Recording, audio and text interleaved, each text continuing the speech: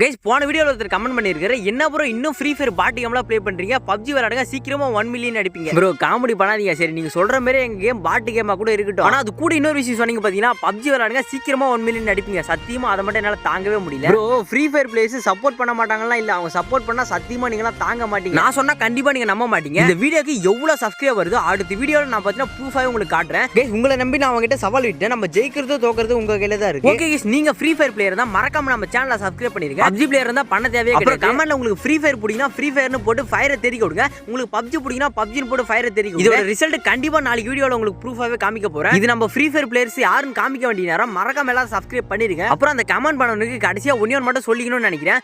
இங்க நான் தான் ராஜா அண்ணே. என்னதான் கோடி கோடியா பணம் இருந்தாலும் சொத்து குவிஞ்சு கிடந்தாலும் ஆள் போல அதிகாரம் போல அவ்வளவையா ஆடி காரை வச்சிருந்தாலும் அவங்கிட்ட இருக்கிற ராஜான்ற பட்டத்தை மட்டும் உன்னால வாங்க முடியாது.